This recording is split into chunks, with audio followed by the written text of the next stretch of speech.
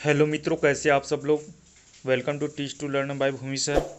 आइए आज हम सी टेट और सी टेट का महत्वपूर्ण टॉपिक करने वाले हैं, जिसमें हम साइंस का टॉपिक, बहुत सारे टॉपिक लिए हैं, उनको देखेंगे। ठीक है। वीडियो को आगे जाने से पहले वीडियो को लाइक कीजिए, शेयर कीजिए और ज़्यादा से ज़्यादा सब्सक्राइब कीजिएगा। ठीक है। इसके बाद हम देखेंगे, जो भी मैं टॉपिक बताऊंगा वो एनसीईआरटी पुस्तक पर आधारित है, जो भी एनसीईआरटी बुक में दिया है। ठीक है। तो अच्छे से देखिएगा। हम पढ़ेंगे भोजन के रूप में पौधे के भाग एवं जंतु उत्पादन देखेंगे। ठीक है। कुछ पौधे के दो या दो से अधिक भाग खाने योग्य होते हैं, जैसे कि क्या, जैसे कि सरसों का बीज है, जिससे हम तेल प्राप्त करते हैं, उनसे सब और क्या करते हैं, उनकी पत्तियों का उपयोग साग बनाने के लिए किया जाता है। ठीक है। इसी तरह मधुमक्खियों फूलों से मकरंद एकत्रित करती है और इसे अपने छत्ते में भंडारित करती है। फूल और उनके मकरंद वर्ष केवल कुछ ही समय के लिए उपलब्ध होते हैं। मैंने ईवीएस में बताया था कि जो अ, जो मधुमक्खियाँ होती है, ठीक है, तो कब कब एकत्रित करते हैं, अक्टूबर और कब, अक्टूबर और दिसंबर के माह में पालते हैं। ठीक है। उसके बाद हम देखेंगे केले का पौधा जो भोजन के रूप में उपयोग किया जाता है। केले के पौधों को भी क्या करते हैं, भोजन के रूप में उपयोग करते हैं, तथा कुछ पौधे जहरीली भी हो सकते हैं। ठीक। इसके बाद हम देखेंगे जो जंतु केवल पादप खाते हैं उन्हें क्या कहते हैं, शाकाहारी कहते हैं। ठीक। और जो केवल जंतुओं को खाते हैं उसे क्या कहते हैं, मांसाहारी बोलते हैं। ठीक है। इसी अनुसार जंतु पादप एवं दूसरे प्राणी दोनों को ही खाते हैं। ठीक है। वो पादप भी खाता है और क्या कहता है, जंतुओं को भी खाता है, उसे क्या बोलते हैं, सर्वव्याहारी बोलते हैं। ठीक है। इसके बाद हम अलग अलग खाद्य पदार्थों की सामग्री देखेंगे। इसमें प्रत्येक व्यंजन एक या एक से अधिक प्रकार की कच्ची सामग्री से बना होता है, जो हमें पादपों जंतुओं से मिलती है। ठीक है। इस कच्ची सामग्री में हमारे शरीर में के लिए कुछ आवश्यक घटक भी होते हैं। इन घटकों को हम पोषक तत्व कहते हैं। ठीक है। हमारे भोजन का मुख्य पोषक क्या है, कार्बोहाइड्रेट, प्रोटीन, वसा, विटामिन एवं क्या है, खनिज लवण है। ठीक है। इनसे हमें एनर्जी मिली रहती है और जो सर्कुलेट सिस्टम है, ठीक है, मेटाबॉलिज्म है, वो चलती रहती है। ठीक। उसके बाद हम देखेंगे भोजन में पाए जाने वाले मुख्य कार्बोहाइड्रेट। मंड मंड मतलब क्या है, स्टार्च है। ठीक है। मुख्य कार्बोहाइड्रेट मंड शर्करा के रूप में होते हैं। कार्बोहाइड्रेट मुख्य रूप से शरीर को ऊर्जा प्रदान करती है। ठीक है। जो किससे प्रचुर मात्रा में होती, किस में होती है, चावल में होती है। ठीक। वसा से भी क्या है, ऊर्जा भी मिलती है। ठीक है। आइए देखते हैं कॉपर सल्फेट का विलयन कैसे बना सकते हैं। जैसे कि कॉपर सल्फेट के विलयन में 100 ml जल और कॉपर सल्फेट घुलने से बन जाता है। ठीक है। इसी प्रकार 100 ml जल में 10 ग्राम कास्टिक सोडा घोलने पर क्या बनता है, अभिष्ट कास्टिक विलयन बन जाता है। ठीक। इसी अनुसार हम आगे देखेंगे हमारे शरीर के लिए विभिन्न पोषक तत्व। ठीक है। मैं पोषक तत्वों को मैं अलग से वीडियो बनाकर बता दूंगा ट्रिक के साथ कि कौन से विटामिन से कौन सा रोग होता है और क्या क्या फ़ायदा होता है। ठीक है। और इनके कमी कमी को दूर करने के लिए क्या क्या खाना चाहिए। आइए हम देखेंगे विभिन्न पोषक तत्व देखेंगे। प्रोटीन की आवश्यकता शरीर की वृद्धि तथा स्वस्थ रहने के लिए होती है। प्रोटीन युक्त भोजन प्रायः शरीर वर्धक भोजन कहते हैं। ठीक है। विटामिन रोगों से हमारे शरीर की रक्षा करती है और विटामिन हमारी आँख, अस्थियों, दांत और मसूड़ों को स्वस्थ रखने में सहायता करती है। ठीक है। विटामिन कई प्रकार के होते हैं, जिनमें अलग अलग नामों से जाना जाता है। इनमें से कुछ विटामिन कौन कौन से हैं, vitamin A, vitamin B, vitamin C, vitamin D और विटामिन ई तथा कौन है, विटामिन के है। ठीक है। के नाम से जानते हैं। ये पूरे समूह को क्या बोलते हैं, जो विटामिनों का जो समूह है, ठीक है, उसे क्या बोलते हैं, बी कॉम्प्लेक्स बोलते हैं, विटामिन बी कॉम्प्लेक्स बोलते हैं। ठीक है। इसके बाद हम देखेंगे नेक्स्ट, हमारे शरीर को सभी प्रकार की विटामिन की अल्प मात्रा की आवश्यकता होती है, जिससे हमें जो रोग है उन्हें लड़ने की क्षमता मिलती है। ठीक है। विटामिन ए हमारी त्वचा तथा आंखों को स्वस्थ रखती है। विटामिन सी बहुत से रोगों को लड़ने में हमारी मदद करती है तथा विटामिन डी हमारी अस्थियों एवं दांतों के लिए कैल्शियम का उपयोग करने के लिए हमारे शरीर को सहायता प्रदान करती है। जो हमारे शरीर में भी सूर्य के प्रकाश की उपस्थिति में क्या करता है, विटामिन डी बनाता है। ठीक है। चावल में कार्बोहाइड्रेट की मात्रा दूसरे पोषकों से बहुत अधिक होते हैं। इस आधार पर हम यह कह सकते हैं कि चावल कार्बोहाइड्रेट समृद्ध भोजन है। ठीक है। इस पोषण के अलावा हमारे शरीर को आहारी रेशों तथा क्या है, जल की भी आवश्यकता होती है। ठीक है, आहारी रेशों रुक्षांश के नाम से जाना जाता है। किसके नाम से? रुक्षांश के नाम से भी जाने जाते हैं। तथा हमारे खाने में रुक्षांश की पूर्ति मुख्यतः उत्पादों से होती है। रुक्षांश का मुख्य स्रोत साबूदाना, दाल, आलू, ताजे फल एवं सब्जियां है। ठीक है, इसके बाद हम देखेंगे संतुलित आहार। संतुलित आहार किसे कहते हैं? जो पौष्टिक तत्वों से भरे होते हैं उसे क्या कहते हैं?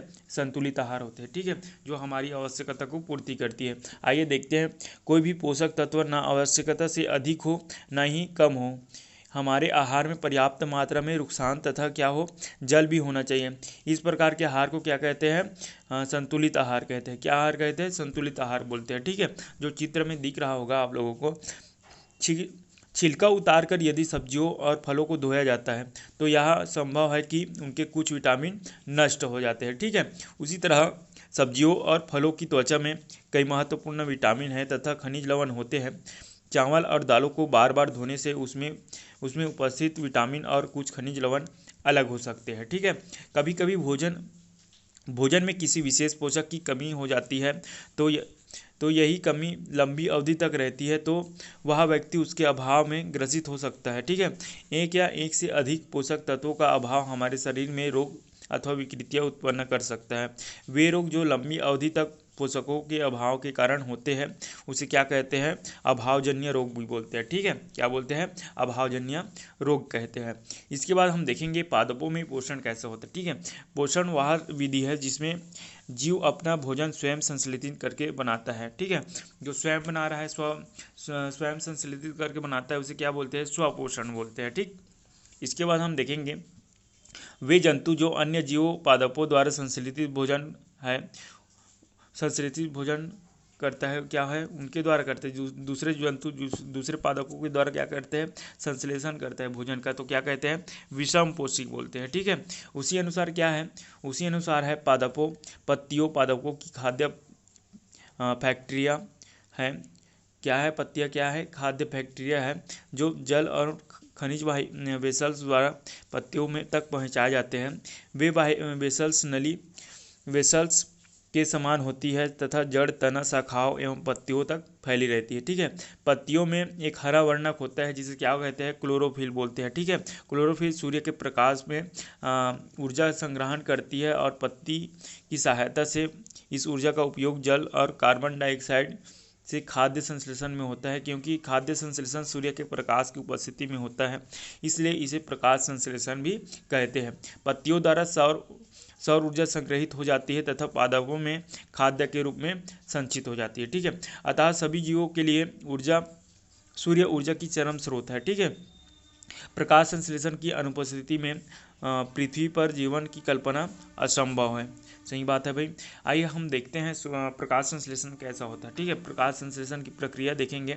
जैसे कार्बोहाइड्रेट की मात्रा होती है। ठीक है, कार्बोहाइड्रेट की मात्रा और जल की मात्रा से क्या करता है? कार्बोहाइड्रेट, जल तथा लाइट और क्लोरोफिल की उपस्थिति में पौधा क्या करता है?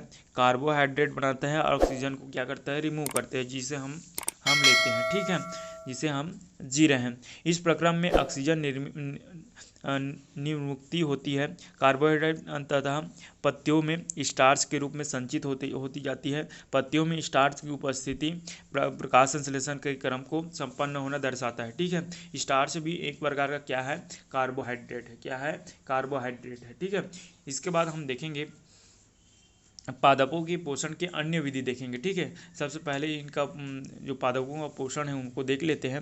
मनुष्य एवं अन्य प्राणियों की तरह ये पादप भी अन्य पोषणों के लिए अन्य पादपों द्वारा निर्मित खाद्य पर निर्भर होते हैं। उसे क्या कहते हैं? विषम पोषी प्रणाली का उपयोग करते हैं। ठीक है, अमरबेल का उपयोग है, इसमें क्लोरोफिल नहीं होता। ठीक है, तो ये अपना भोजन उस पादपों से प्राप्त करता है जिस पर वे आरोहित रहते हैं। वह पादप क्या कहलाता है? परपोषी कहलाता है। क्योंकि अमरबेल जैसे पादप परपोषी को अमूल्य पोषकों के से वंचित करते हैं। ठीक है, अतः वे परजीवी कहलाते हैं। क्या कहलाता है, परजीवी, मतलब दूसरों में दूसरे पादप पर क्या कर रहा है, अपना भोजन बना रहा है, ठीक है, उनसे भोजन ले रहा है, तो क्या क्या बोलेंगे, परजीवी बोलेंगे, ठीक है। कुछ ऐसे पादप भी होते हैं जो कीटों को पकड़ते हैं तथा उन्हें पचा जाते हैं, ठीक। इसके बाद हम देखेंगे मृतोपजीवी, देखेंगे मृतोपजीवी किसे कहते हैं, जैसे सड़े गले पदार्थों से उत्पन्न होता है, उनसे बनते हैं, ठीक है, उसे क्या कहते हैं, मृतोपजीवी कहते हैं, जैसे क्या है, मशरूम है, ठीक है। आइए हम देखते हैं मृतोपजीवी, देखते हैं। रुई के धागों के समान संरचनाएं दिखाई देती है, जो चित्र अनुसार दिख रहा होगा। यह जीव कवक एवं फंजाई कहलाते हैं, ठीक है। इनकी पोषण प्रणाली अथवा पोषण विधि विभिन्न प्रकार की होती है। ये मृत एवं विघटनकारी क्या है, विघटनकारी सड़ने वाली वस्तुओं जैव पदार्थ की सतह पर कुछ पाचक रसों का स्राव करते हैं तथा इसके साधारण एवं विलय के रूप में परिवर्तित कर देते हैं। तत्पश्चात वे इस विलयन का भोजन के रूप में अवशोषण करते हैं। इस प्रकार की पोषण प्रणाली को, जिसमें जीव मृत एवं विघटित जैव पदार्थों के पोषक तत्व प्राप्त करते हैं, उसे क्या कहते हैं, मृतोपजीवी कहलाते हैं, ठीक है, जो दिख रहा होगा। कवक अचार, चमड़े, कपड़े एवं अन्य पदार्थों पर उगते हैं, ठीक है। इसके बाद हम देखेंगे, नेक्स्ट देखते हैं, नेक्स्ट क्या है, इष्ट एवं छत्रक जैसे अनेक कवक उपयोगी भी है, परंतु कुछ कवक पादप जंतुओं एवं मनुष्य के रोग में उत्पन्न करते हैं। कुछ कवकों का उपयोग औषधि के रूप में भी होता है, ठीक है। कुछ जीव एक दूसरे के साथ रहते हैं और अपना आवास एवं पोषक तत्व एक दूसरे के साथ बांटते हैं, इसे क्या कहते हैं, सहजीवी कहते हैं, ठीक है। जैसे क्या है, लाइकेन है, लाइकेन में क्या होता है, शैवाल और कवक होते हैं जो एक दूसरे के साथ सहजीवी रहते हैं, ठीक है, सहजीवी संबंध करते हैं। हम आगे पढ़ेंगे, उदाहरण के लिए देख लेते हैं। कुछ कवक वृक्षों की जड़ों में भी रहते हैं। वृक्ष कवक को पोषण प्रदान करती है, बदले में उन्हें जल एवं पोषकों के अवशोषण में सहायता मिलती है। यह लाइकेन बताया था।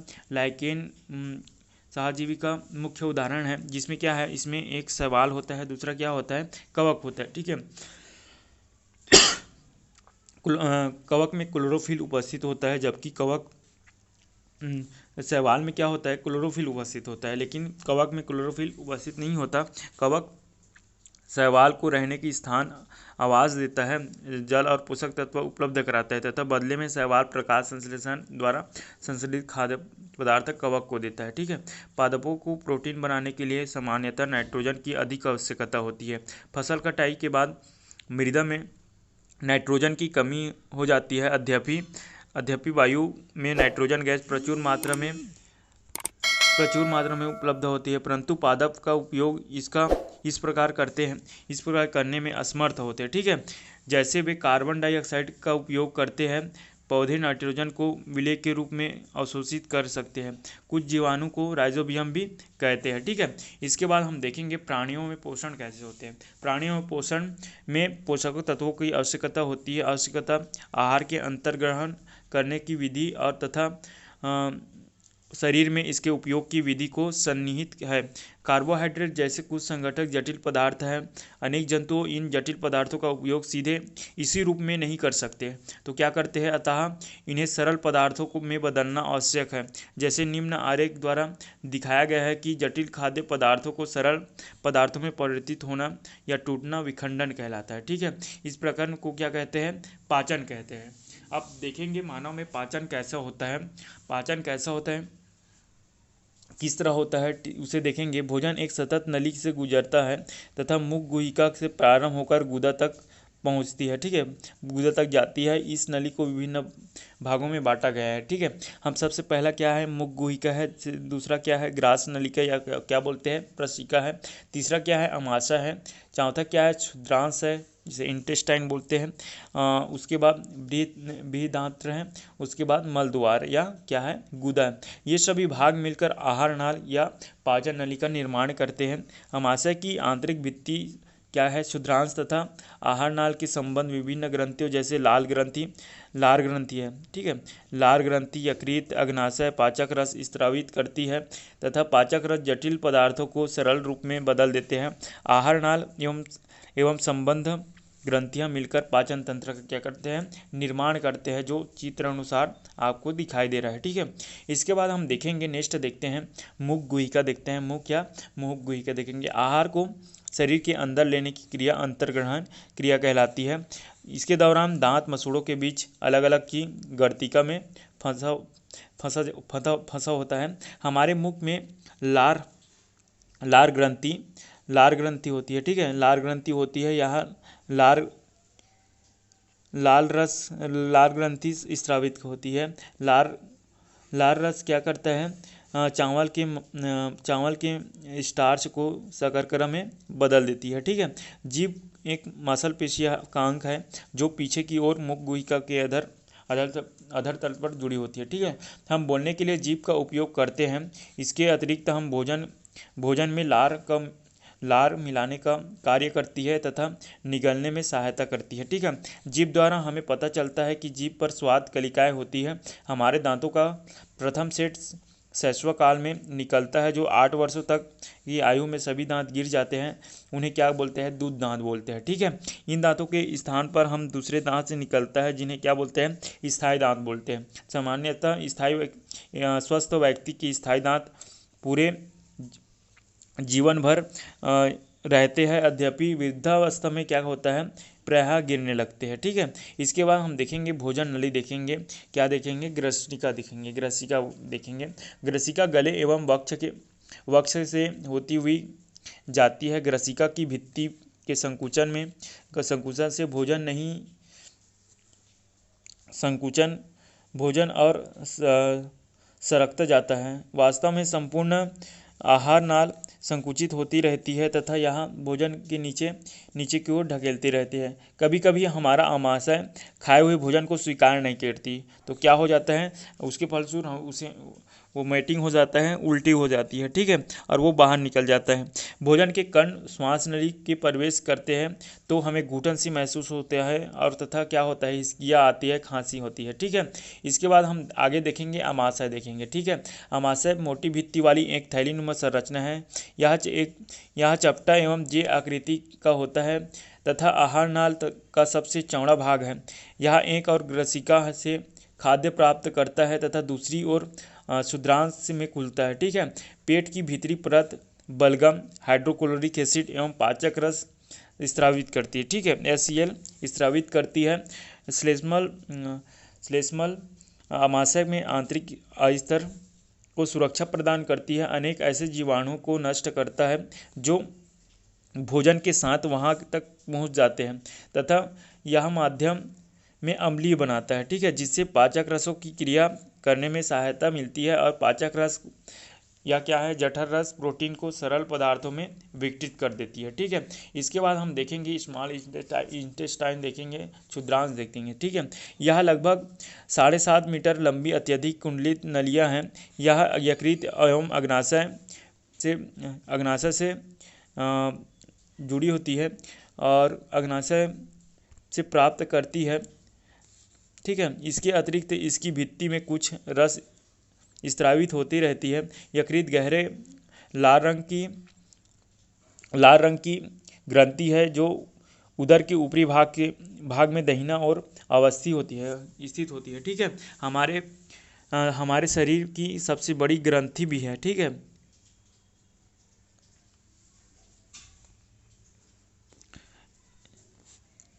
यह पित्त रस स्रावित करती है, यह पित्त रस नावित करती है तथा थैलीनुमा संग्रहित होती है। ठीक है, होती रहती है, इसे पित्ताशय कहते हैं। रस के पाचन में महाभूमिका निभाता है। कार्बोहाइड्रेट सरल जैसे ग्लूकोज में परिवर्तित कर देता है, वसा में, ग्लिसरॉल में तथा प्रोटीन एमिनो अम्ल में परिवर्तित हो जाता है। ठीक है, इसके बाद हम देखेंगे क्षुद्रांश में अवशोषण। देखिए, बचा हुआ भोजन अवशोषित होकर क्षुद्रांश की भित्ति के स्थिर रुधिर वाहिकाओं में चला जाता है तथा इस प्रक्रम को क्या बोलते हैं, अवशोषण बोलते हैं। क्षुद्रांश की आंतरिक भित्ति को उंगली के समान हुई संरचना में होती है, जिन्हें दीर्घरोम बोलते हैं। ठीक है, या क्या बोलते हैं, रसंकुर बोलते हैं। दीर्घरोम पचे हुए भोजन के अवशोषण हेतु तल क्षेत्र बढ़ा देते हैं। प्रत्येक दीर्घरोम में वाहिकाओं का जाल फैला रहता है। दीर्घरोम की सतह पर पचे हुए भोजन भोजन का होता है। इसके बाद देखेंगे बृहदांत्र देखते हैं, ठीक है। अब स्मॉल इंटेस्टाइन दिखे, अब बिग इंटेस्टाइन देखेंगे, ठीक है। बृहदांत्र क्षुद्रांश की अपेक्षा चौड़ी होती है तथा लगभग 1.5 मीटर लंबी होती है, ठीक है। इसका मुख्य कार्य जल एवं लवणों को अवशोषण करना होता है। बचा हुआ अपचित मलाशय एवं चला जाता है तथा धर्मकोट मल के रूप में रहता है। समय समय पर खुद मल बाहर निकल दिया जाता है। इसे क्या बोलते हैं? निष्कासन बोलते हैं, ठीक है। इसके बाद हम देखेंगे, अब मानव में देख लिए, अब हम देखेंगे जंतुओं में कैसा होता है। घास खाने वाले जंतुओं में पाचन किस तरह होता है, ठीक है, जो चित्र अनुसार दिख रहा होगा। जैसे कि गाय भैंस घास खाने वाले शाकाहारी अन्य जंतु को देखा गया है कि उसमें भी लगातार जुगाली करते रहते हैं तथा वे खा ना रहे हो, वास्तव में वे पहले जल्दी जल्दी अब घास को निगल लेते हैं, अमाशय में के एक भाग में भंडारित कर लेते हैं तथा यह भाग क्या कहलाता है? रुमेन कहलाता है, ठीक है। रुमेन, प्रथम अमाशय क्या है? रुमेन है, रुमेन कहलाता है। रुमिनेंट के में क्या होता है? रुमिनेंट या 4 भागों में बटा होता है। ये कौन से भाग में? 4 भागों में बटा हुआ है, ठीक है।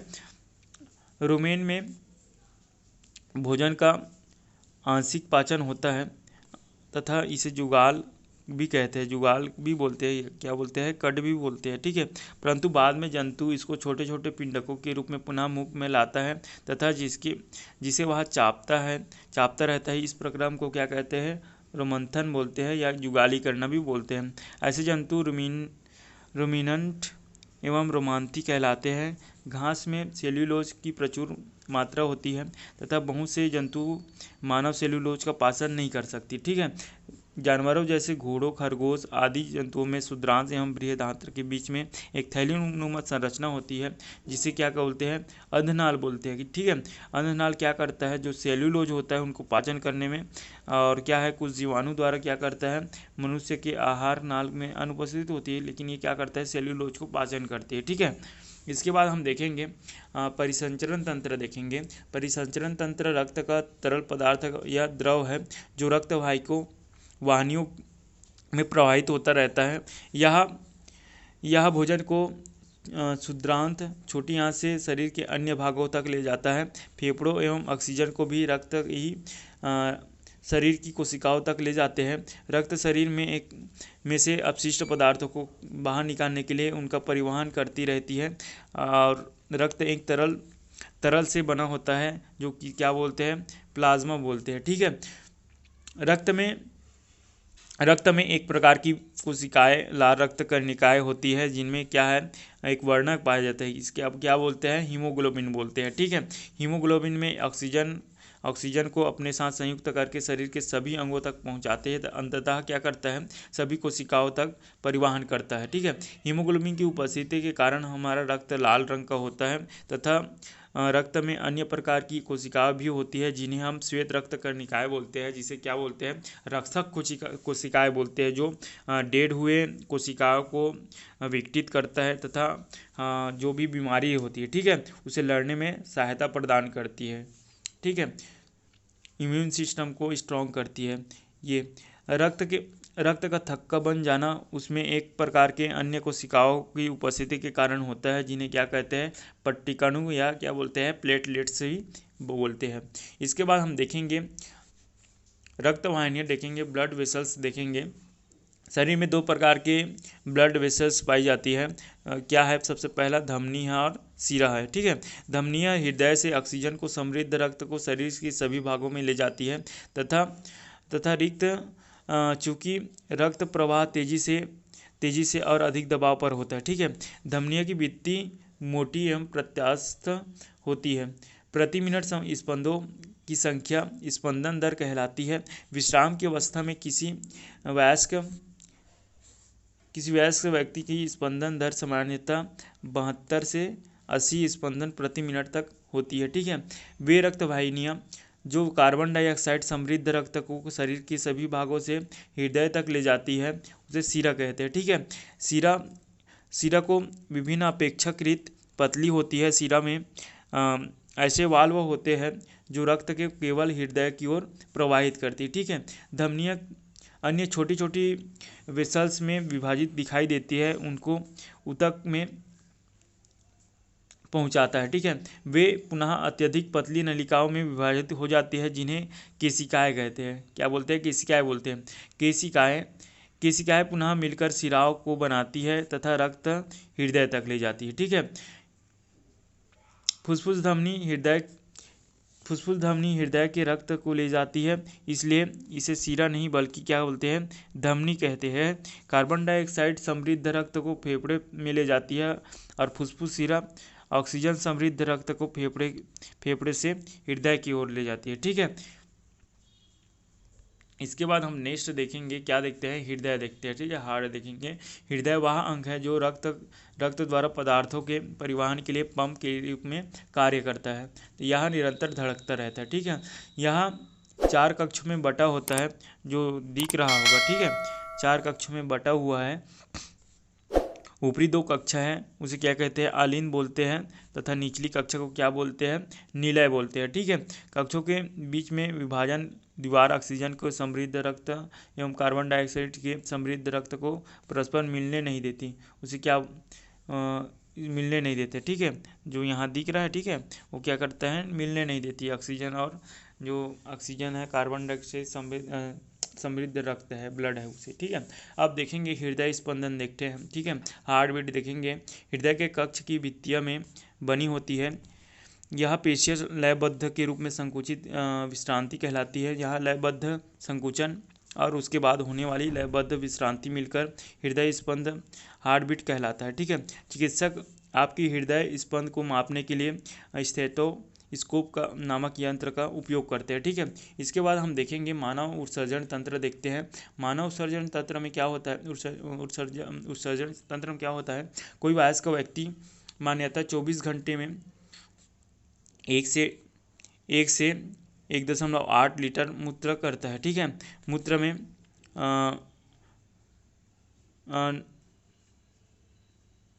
क्या है? 95% क्या होता है? यूरिया होता है। 95% क्या होता है? जल होता है। 2.5% यूरिया होता है। 2.5% अन्य अपशिष्ट पदार्थ होता है, उत्पाद होता है। ठीक है, कभी कभी किसी व्यक्ति में वृक्क काम नहीं करना बंद कर देता है। ऐसे किसी संक्रमण के चपेट में आ जाने के कारण हो सकता है। वृक्क के अक्रिय हो जाने की स्थिति में रक्त में अपशिष्ट पदार्थों को मात्रा बढ़ जाती है, जिससे ऐसे व्यक्ति को अनेक दिनों तक जीवित नहीं रह सकता। ठीक है, इसे यद्यपि यदि कृत्रिम वृक्क, इसे कम करने के लिए क्या करते हैं? कृत्रिम वृक्क द्वारा रक्त को नियमित रूप से छान कर अपशिष्ट पदार्थों को हटा दिया जाता है। ठीक है, तो इसके जीवन काल में वृद्धि संभव है। इस रक्त के छनन की विधि को अपोहन या क्या कहते हैं? डायलिसिस बोलते हैं। ठीक है, इसके बाद हम देखेंगे जल और खनिजों का परिवहन देखते हैं किस तरह होता है। जल एवं खनिजों का परिवहन पादपों, मूलों तथा जल और खनिजों को अवशोषित करते हैं। मूलों में मूलरोम होते हैं। वास्तव में मूलरोम जल में घुले हुए खनिज पोषक पदार्थों और जल के अंतर्ग्रहण के लिए मूल के सतह क्षेत्रफल को बढ़ा देते हैं। मूलरोम मृदा कणों के बीच उपस्थित जल के संपर्क में रहते हैं। पादपों में मृदा से जल और पोषक तत्वों का परिवहन के लिए पाइप जैसी वेसल्स होती है। वेसल्स क्या करती है? विशेष कोशिकाओं से बनी होती है जो संवहन ऊतक बनाती है। ऊतक कोशिकाओं का वह समूह होता है जो किसी जीव में किसी कार्य की विशेष को संपादित करता है। जल और पोषक तत्वों के परिवहन के लिए पादपों में संवहन ऊतक होता है, उसे जाइलम बोलते हैं या क्या बोलते हैं? दारू बोलते हैं। ठीक है, जाइलम नालियों में क्या होता है? इनमें सतत जाल बना रहता है और मूलों के तने में शाखाओं के माध्यम से क्या करते हैं? पत्तियों को जोड़ता है और इस प्रकार तंत्र पूरे पादप में जल का परिवहन करता है। ठीक है, इसके बाद पत्तियां भोजन का संश्लेषण करती है। भोजन को पादप के सभी भागों में ले जाया जाता है। यह कार्य एक संवहन ऊतक किया जाता है, जिसे क्या बोलते हैं? फ्लोएम बोलते हैं, पोषवाह बोलते हैं। ठीक है, इसके बाद हम इसके बाद देखते हैं, क्या देखते हैं? शाक, झाड़ी और वृक्ष के बारे में देखते हैं। हम अधिकांश पौधे को 3 संवर्गों में वर्गीकृत करते हैं। कौन से वर्ग? शाक, झाड़ी और वृक्ष है। ठीक है, इसके बाद हम देखते हैं हरे एवं कोमल तने पौधों की शाक क्या कहलाते हैं, शाक कहलाते हैं। वे सामान्यतः छोटे भी होते हैं और अक्सर इनमें से कई शाखाएं नहीं होती है। ठीक है, कुछ पौधे में शाखाएं तने के आधार के समीप से निकली होती है तथा तना क्या होता है, कठोर होता है परंतु अधिक मोटा नहीं होता। इन्हें क्या बोलते हैं, झाड़ी बोलते हैं। ठीक है, कुछ पौधे कुछ ऊंचे होते हैं और इनके तने सुदृढ़ गहरे होते हैं। इनमें शाखाएं भूमि से अधिक ऊंचाई पर तने के ऊपरी भाग में निकली होती है। इन्हें वृक्ष कहते हैं। ठीक है, क्या बोलते हैं, वृक्ष बोलते हैं। कमजोर तने वाले पौधे सीधे खड़े नहीं हो सकते तथा ये भूमि पर फैल जाते हैं। इसे क्या कहते हैं, इन्हें विसर्पी बोलते हैं या विसर्पी लता बोलते हैं। ठीक है, जबकि कुछ पौधे सहायता से ऊपर चढ़ जाते हैं, ऐसे पौधे को आरोही बोलते हैं।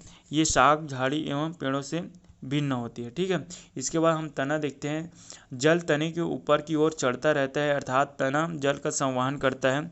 लाल स्याही के भांति जल में विलीन खनिज एवं जल के साथ तने के ऊपर रहती है। इसके बाद हम देखेंगे पत्तियां देखते हैं। ठीक है, पत्ती देखते हैं।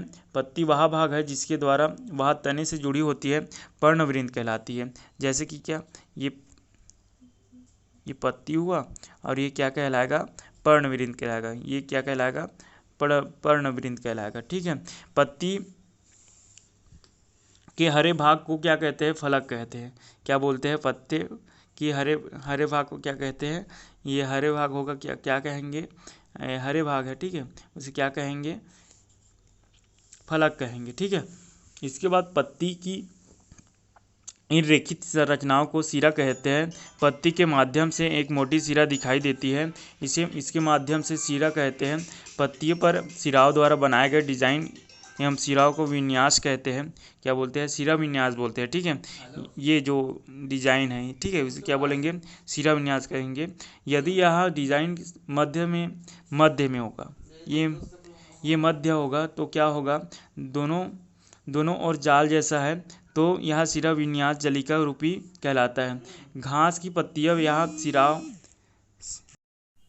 एवं दूसरे के समांतर, ऐसे सिरा विन्यास को समांतर सिरा विन्यास कहते हैं। ठीक है, इसके बाद हम देखेंगे जड़ और पुष्प देखते हैं। ठीक है, इसके बाद हम देखेंगे पत्तियां प्रकाश एवं हरे रंग का एक पदार्थ की उपस्थिति में अपना भोजन बनाती है। इस प्रक्रिया में जल एवं कार्बन डाइऑक्साइड का उपयोग करती है।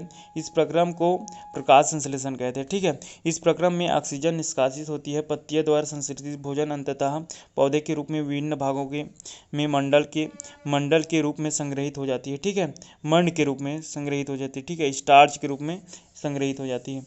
मुख्य जड़ को मूसला जड़ कहते हैं तथा छोटी जड़ों को पार्श्व जड़ बोलते हैं। ठीक है, जिन पौधों की जड़ उनमें से कोई मुख्य जड़ नहीं होती उन्हें क्या बोलते हैं, सभी जड़ें एक समान दिखाई देती है, उन्हें क्या कहते हैं, झकड़ा या क्या बोलते हैं, रेशेदार जड़ बोलते हैं। इस तरह जो दिखाई देती है क्या बोलते हैं, इस प्रकार जड़ दिखाई दिया तो क्या बोलेंगे, ये जड़ है तो क्या बोलेंगे, इसे रेशेदार जड़ बोलेंगे।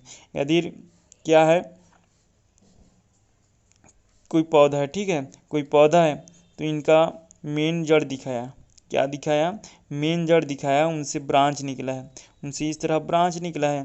ठीक है, तो इसे क्या बोलेंगे, मूसला जड़ बोलेंगे। ठीक है, मूसला जड़ बोलेंगे। इसके बाद हम देखते हैं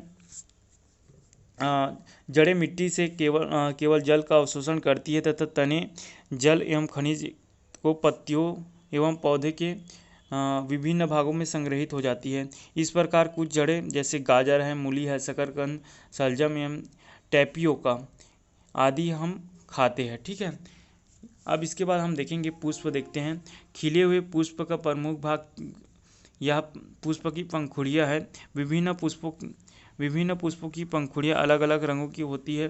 पुष्पक का केंद्र में स्थित भाग क्या कहलाता है, स्त्री केसर है। ठीक है, स्त्री केसर कहलाती है। ठीक है, एक पुष्प के अंडाशय एवं स्त्री केसर का सबसे निचला भाग फूला हुआ भाग अंडाशय होती है। ठीक है, अंडाशय में छोटी छोटी गोल संरचनाएं दिखाई देती है, उन्हें क्या कहते हैं, बीजांड बोलते हैं। ठीक, इसके बाद हम देखेंगे मानव शरीर और इसकी अस्थियां देखेंगे, गतियां देखेंगे। ठीक है, क्या है, मानव शरीर की गतियां देखेंगे, जहाँ दो हिस्से एक दूसरे से जुड़े हुए उसे क्या कहते हैं, उदाहरण के लिए क्या है, कोहनी है, कंधा है, गर्दन, इस स्थानों को क्या बोलते हैं, ज्वाइंट बोलते हैं, संधि बोलते हैं। ठीक है, इसके बाद हम देखेंगे सबसे पहला कंदुक खल्लिका संधि है।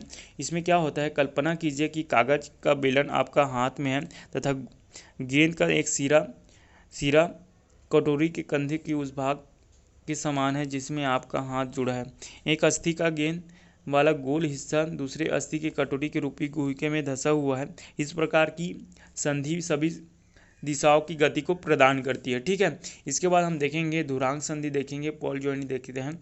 यह क्या है, जो गर्दन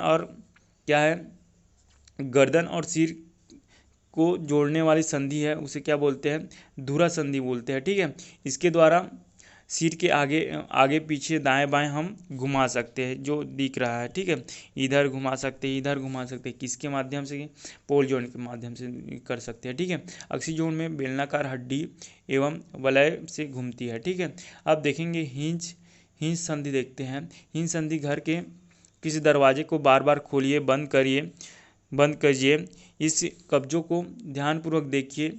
ठीक है, जो दिख रहा है इन कब्जों को ध्यानपूर्वक देखिए।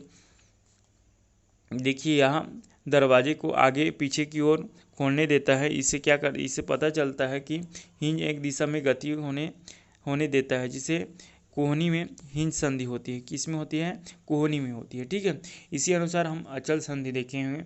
अचल संधि क्या है, अस्थियां इन संधियों पर हिल नहीं सकती। ठीक है, ऐसी संधियां जो अचल संधियां कहते हैं। ठीक है,